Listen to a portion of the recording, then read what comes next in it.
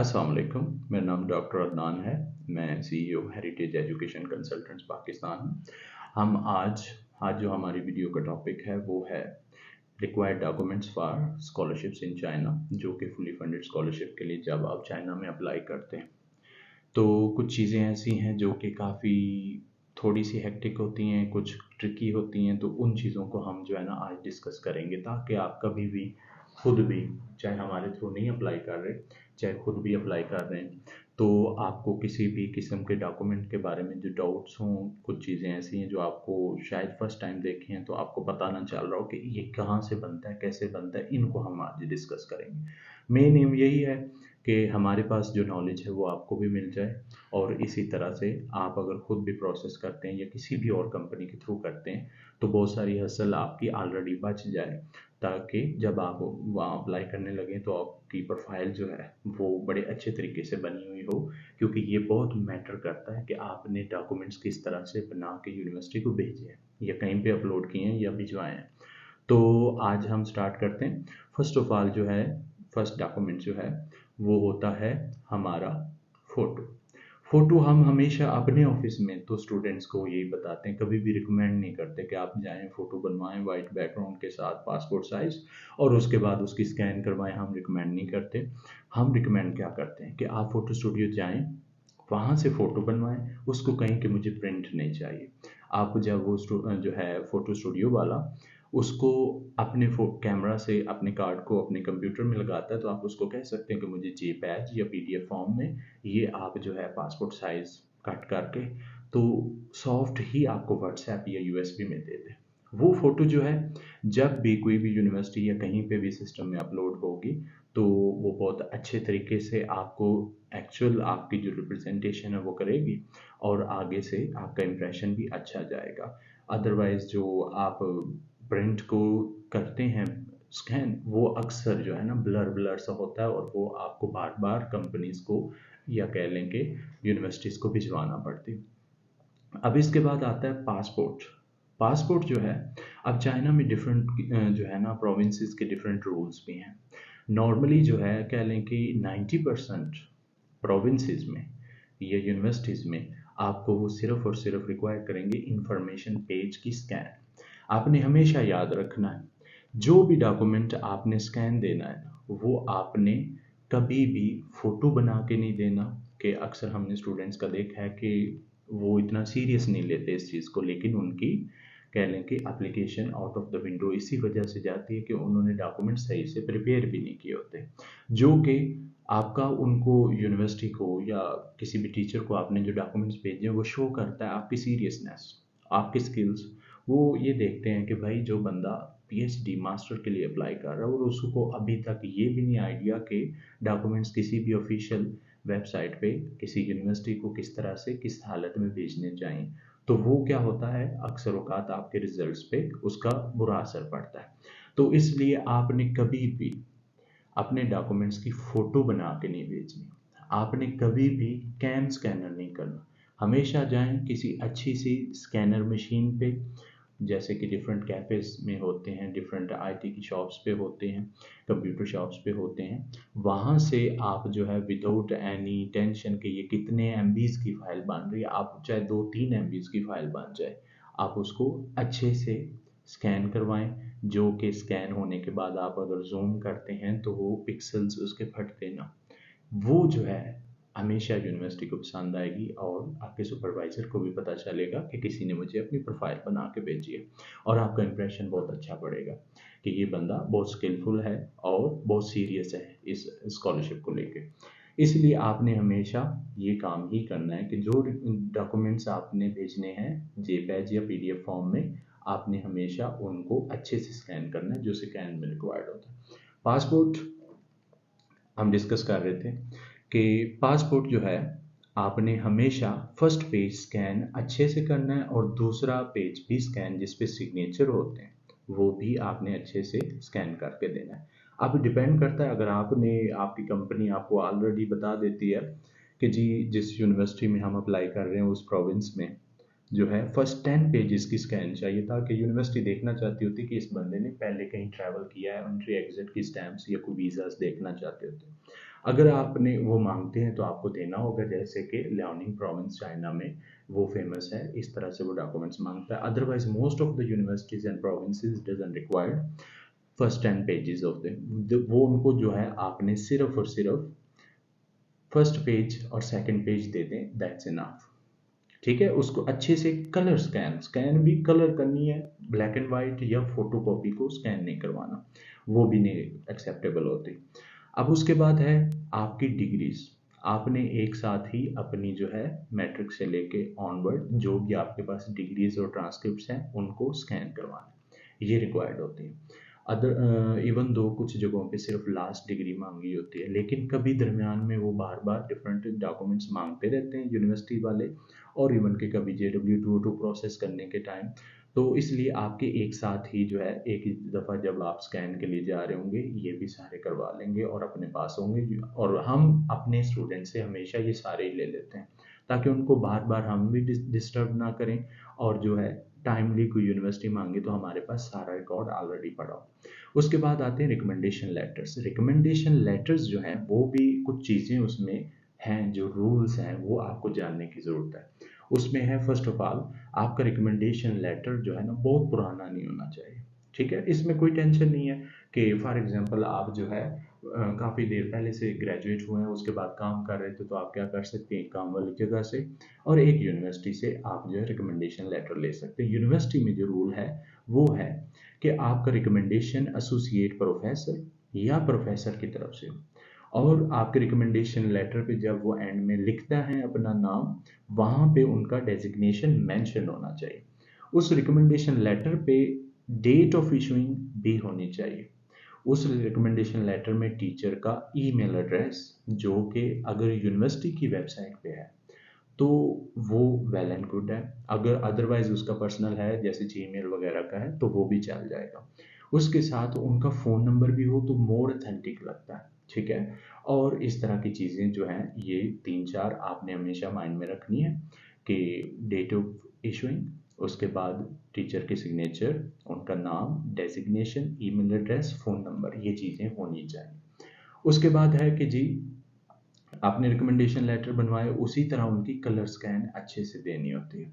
और अपनी अब इवन के टीचर को भी इन्फॉर्म कर दें। अब जो है यूरोप की तरह चाइना में भी कुछ यूनिवर्सिटीज़ टीचर को कांटेक्ट कर सकती हैं जो अच्छी अच्छी स्कॉलरशिप्स हैं, जैसे सिंघुआ यूनिवर्सिटी की यांसू में है, इनमें वो कांटेक्ट करना चाहते होते हैं। तो इसलिए आपके टीचर को आइडिया होना चाहिए कि उनको कोई कांटेक्ट कर सकता है इस बारे में। उसके बाद है जी आपके स्टडी प्लान। स्टडी प्लान जो है जिसको, उसका मतलब ये नहीं है कि आपने बताना है कि आप क्या पढ़ना चाहते हैं, वहाँ के क्या टाइम टेबल होगा आपका, ये नहीं बताना। ये बताना है कि आप जो है स्टडी प्लान का मतलब कि अभी क्यों फील्ड ज्वाइन कर रहे हैं और फ्यूचर में क्या प्लान है, ये प्लान, इसलिए इसको स्टडी प्लान कहा जाता है। उसमें जो है आप उसको SOP भी कहते हैं। तो उसमें जब आप कह लें कि कुछ पोर्शंस होते हैं 3-4, हमारे स्टूडेंट्स जो हमारे थ्रू अप्लाई कर रहे हैं तो उनको तो हम एक फॉर्मेट जो है ना प्रोवाइड करते हैं कि ये चीज़ें आपने एक्सप्लेन करनी। फर्स्ट ऑफ ऑल जैसे आपके बारे में डिटेल, आपका इंट्रोडक्शन, उसके बाद आपका reason to choose this field, और पिछली सारी जो है एजुकेशन जो है आपकी उसमें अचीवमेंट्स हैं उनके बारे में, और कब कब क्या क्या आपने किया। उसके बाद आप मेंशन करते हैं कि आपने ये फील्ड क्यों चूज़ किया, आपने चाइना क्यों चूज़ किया, ये यूनिवर्सिटी क्यों चूज़ की। तो उस तरह से वो चीज़ें कुछ एक्सप्लेन करते हैं। उसके बाद फ्यूचर में आपकी प्लानिंग क्या है, ये भी एक क्रिटिकल पार्ट होता है। उसमें वो जानना चाहते होते हैं कि ये स्टूडेंट का फ्यूचर प्लान क्या है, ये आगे फर्दर स्टडी करना चाहता है, कहाँ तक जाना चाहता है, या फिर ये वापस जाके अपनी कंट्री में अपनी नेशन को अपने एरिया में सर्व करना चाहता है, किस तरह से ये फील्ड को यूटिलाइज करना चाहता है, अपना और दूसरों का कम्युनिटी में जो है लाइफ स्टैंडर्ड को अच्छा बनाने में किस तरह से रोल प्ले करना चाहता है। इसीलिए जो है ये काफ़ी एक अच्छी चीज़ है। इसमें हम तो अपने स्टूडेंट से जो बैचलर के लिए अप्लाई कर रहे हैं उनसे मांगते हैं 500 वर्ड का, मास्टर वालों से हम 1000 वर्ड का एटलीस्ट मांगते हैं। उसके बाद आता है रिसर्च प्रपोजल। रिसर्च प्रपोजल जो है ये भी एक काफ़ी अच्छी चीज़ है जो कि PhD के स्टूडेंट्स को रिक्वायर्ड होता है।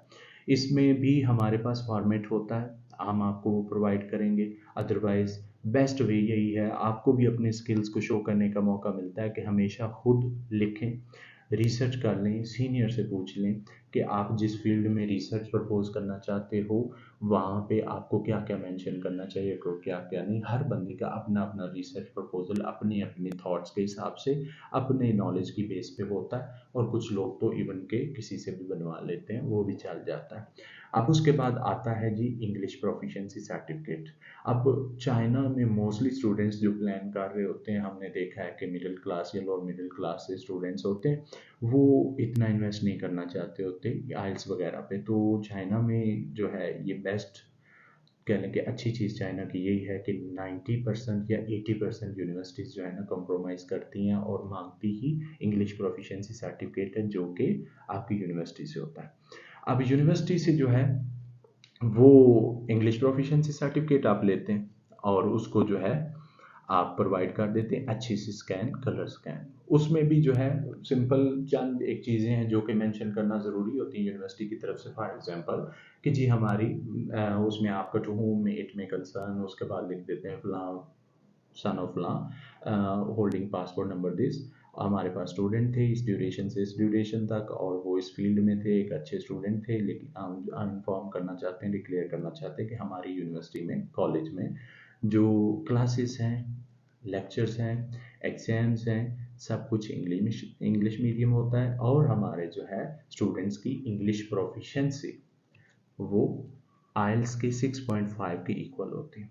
तो ये सिर्फ इतना सा लेटर ही काम कर जाएगा, इसके नीचे स्टैम्प हो यूनिवर्सिटी की तो बहुत अच्छा। हमने देखा है कि नॉर्मली जो है पाकिस्तान में अक्सर यूनिवर्सिटीज़ अपनी स्टैम्प भी नहीं लगाती, जो कि स्टूडेंट्स को आगे बहुत ट्रबल्स फेस करना पड़ती हैं कि कम जो है कह लें कि चाइनीज़ यूनिवर्सिटी ये समझ रही होती है कि शायद ये फेक है, इसकी क्या वर्थ है, हम पेपर पे लिख के और जो है ना सिग्नेचर नीचे और नाम किसी टीचर का लिखा हुआ है, स्टैम्प की ट्राई करें, अगर मिल जाए तो वेल एंड गुड, वो मोर ऑथेंटिक लगता है। अब उसके बाद है जी हमारा police character certificate. Police character certificate अगर आप बड़े सिटीज़ से हैं तो अब तो हमारी गवर्नमेंट ने काफ़ी अच्छा काम किया है कि उन्होंने मोस्टली सिटीज़ में पुलिस हेल्प सेंटर्स टाइप जो है ना वो बना दिए। तो वहाँ से आप क्या करते हैं, खिदमत सेंटर जो है वहाँ से आप जाके बनवा सकते हैं पुलिस कैरेक्टर सर्टिफिकेट। उसमें सिंपल सा है, आप जाके उनको एप्लीकेशन देते हैं, बताते हैं कि मैं चाइना में स्टडी के लिए जाना चाहता हूँ, उसके लिए मुझे नो क्रिमिनल रिकॉर्ड सर्टिफिकेट चाहिए, तो वो आपको बता देते हैं। अगर आप छोटे एरिया से हैं, किसी दूर दराज एरिया से हैं, तो फिर आपके डिस्ट्रिक्ट के डीपीओ ऑफिस के सिक्योरिटी ब्रांच से ये बनेगा, तो आप वहाँ से बनवा सकते हैं। छोटे सिटीज़ में ये तकरीबन 1 हफ्ते का काम है और बड़ी सिटीज़ में ये 2-3 दिन का काम है। इसमें गवर्नमेंट ने कुछ सर्विसेज में बहुत अच्छा काम किया, जैसे कि नादरा है या ये इस तरह के डॉक्यूमेंट्स हैं, ये आपको इजीली अवेलेबल हो जाते हैं, ज़्यादा टेंशन नहीं लेनी पड़ती। अब उसके बाद है मेडिकल। मेडिकल एक ऐसी चीज़ है जो कि आपको अप्लाई करते वक्त बड़ा कुछ चीज़ों को क्लियर करना होगा।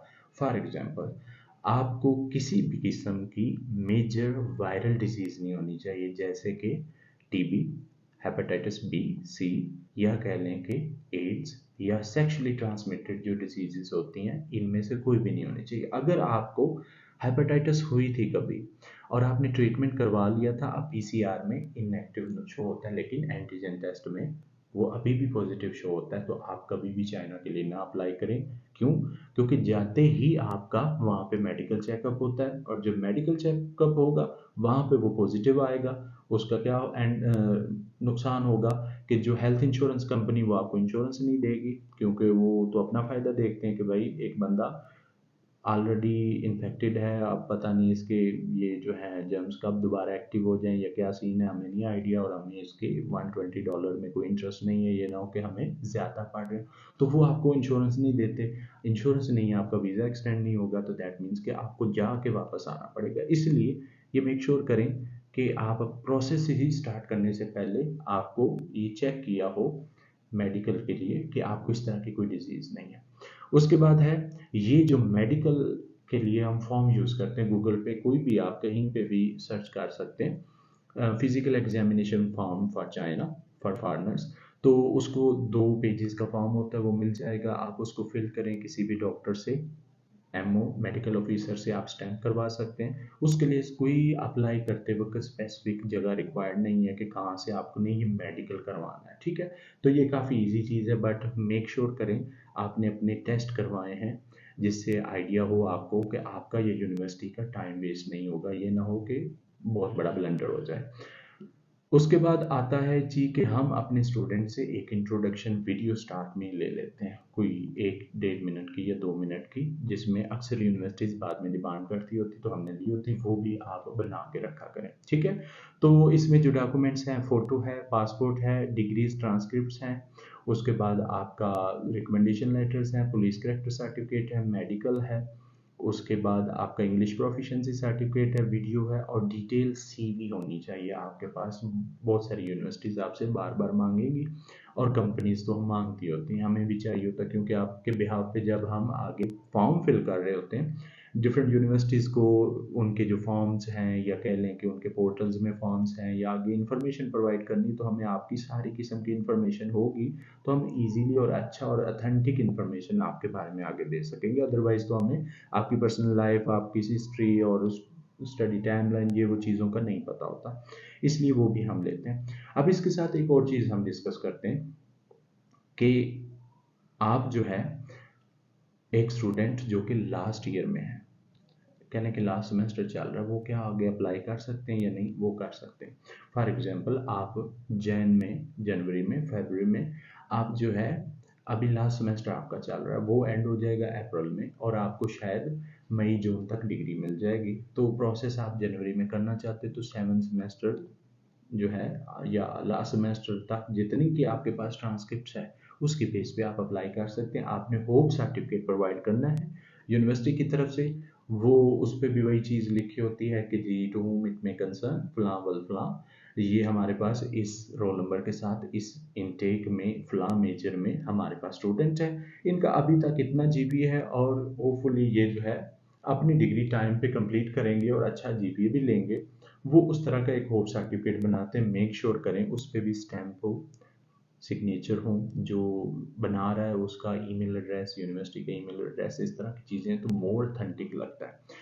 उसके बाद अदरवाइज आपने होप सर्टिफिकेट बनवाया एक आम से पेपर पे या कह लें कि यूनिवर्सिटी के लेटर हेड पे ही है, लेकिन स्टिल वो जो है सिंपल एंड पे किसी टीचर का नाम और ईमेल एड्रेस और उसके सिग्नेचर हैं, तो ये मोस्टली यूनिवर्सिटीज़ रिजेक्ट कर देंगी। तो होपफुली मैंने काफ़ी सारी चीज़ों में आपको गाइड कर दिया होगा कि क्या क्या डॉक्यूमेंट्स कैसे कैसे बनाना है। उसके अलावा कभी भी आप जो है मोर इन्फॉर्मेशन लेना चाहें या चाइना में अप्लाई करने के लिए, स्कॉलरशिप के लिए आप जानना चाहते हैं और कुछ चीज़ें इन्फॉर्मेशन लेना चाहते हैं या हमें कॉन्टैक्ट करना चाहते हैं, तो हमारी जो है ईजीली सारी किस्म की इन्फॉर्मेशन, व्हाट्सएप नंबर और वेबसाइट्स वगैरह, ईमेल एड्रेस आपको हमारी वीडियोस में और एंड पे डिस्क्रिप्शंस वगैरह में आपको मिल जाएंगी। आप वहाँ से हमें कॉन्टैक्ट कर सकते हैं। अदरवाइज़ आप खुद करें तो ये बहुत अच्छी बात है, क्योंकि हम एज ए कंपनी आपको अपने टाइम और स्किल्स के चार्ज करते हैं। अगर आप ये टाइम खुद दे सकते हैं तो आपको किसी को पे करने की ज़रूरत नहीं है। तो होपफुली मेरी इस वीडियो से आपको काफ़ी कुछ नॉलेज मिला होगा और इंशाल्लाह अल्लाह करे सभी का भला हो। और जो है आज के लिए इतना ही। Thank you. अल्लाह हाफिज़।